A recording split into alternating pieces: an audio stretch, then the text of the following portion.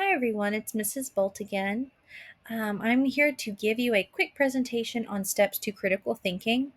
Some students come across this section in the textbook in chapter 1 and get a little confused, so I just thought I would jump in and explain this a little bit further to you guys. So, step 1 to critical thinking is analyzing. And the way I like to explain this to my students is think of a piece of writing as a puzzle. And when you begin to put a puzzle together, it's just a bunch of individual pieces scattered across the table. You don't actually know what the picture is going to be yet. You just know that there are pieces there to be put together. And you might even ask yourself, what are these little pieces? Well, that's the first step to critical thinking is to analyze and ask yourself, what are these? You can examine the elements of the work, such as a thesis statement, a purpose, the audience, the genre, evidence, structure, and language. We'll look at all of these individual pieces of the whole essay or story or whatever piece of writing that we are looking at. So, what to look for when you are analyzing? Obviously, we are going to be examining those individual elements. We're also going to be doing that at face value. We're not going to dig too deeply at this first step. At the beginning, we might look at the thesis statement. We need to find that sentence that sums up the main point. We need to look for the purpose or the writer's reason for writing. We need to ask ourselves who the intended audience was and who was supposed to read this. We should look for the genre or the category of writing. We need to look at any evidence that the writer included in the piece. We need to look at the structure or organization of the piece of writing. And we also need to pay attention to key words, phrases, and tone that might appear in the writing. So that is how we begin to analyze. That's our first step. Our next step is inferring. So the way that I explain this to students, analyzing was the first step where you have all those individual pieces scattered across the table. Now, with inferring, that second step, we're starting to bring those pieces closer together and we're trying to figure out how they may fit together. And you can also start making guesses about what picture those puzzle pieces may come together to make. So you could say, oh, these pieces could come together to make a picture of this. Or how could these pieces potentially fit together? So, with inferring, you are interpreting the underlying meanings of the individual elements and the assumptions and intentions of the author. So, what you would need to think about when you are in the inference step, you're interpreting the meaning of those individual elements of the writing by adding your own understanding to it. So, for example, with the thesis statement, you could read the thesis statement, you've identified it, but now you're going to add your own understanding to that. Oh, well, this piece of writing is probably going to discuss this topic. You've identified the purpose, and you might do a little bit of research trying to understand a bit more.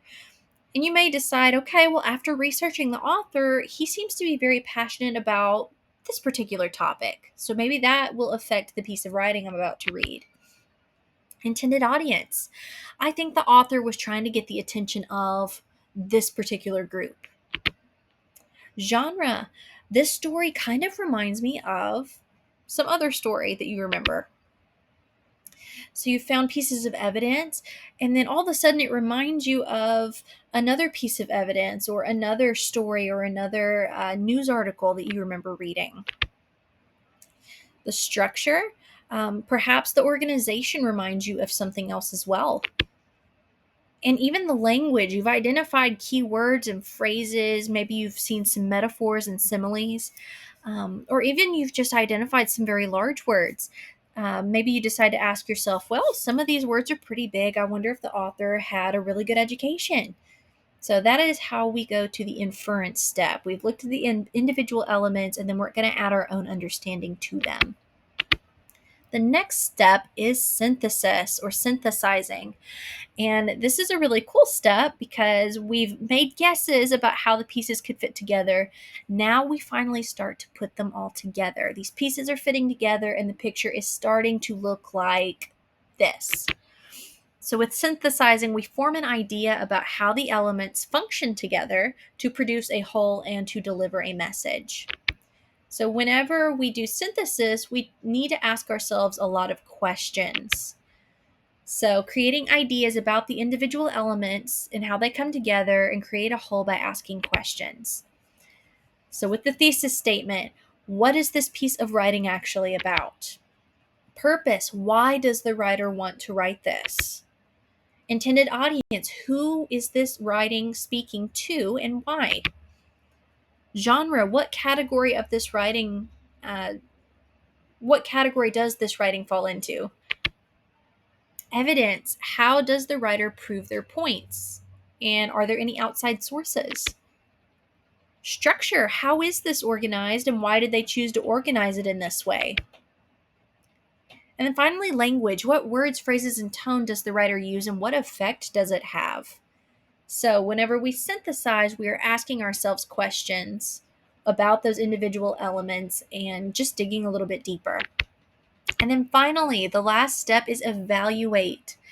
The pieces have finally all come together. We see the picture and we can stand back and look at it. And you might even say, oh, wow, that's a nice picture or that's a nice piece of writing.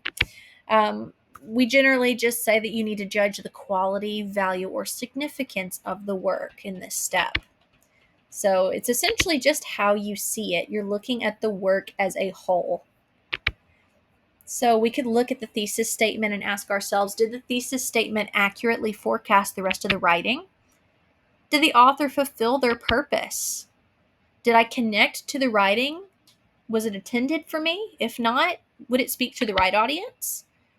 Did this writing fulfill the expectations I had when I began reading? Did I believe the author's points? Did it make sense? Did the writing's organization make it easy to read and understand? How did the language help the author's purpose? So in the final step, you are standing back and you are looking at the whole and you are trying to judge the quality, value, or significance. What did it all come together to make? Did it mean something to you? Did it teach you anything? Did the author fulfill their purpose? Did all of those individual elements come together to make a whole that made sense? I hope that this helped all of you. Let me know if you have any other questions.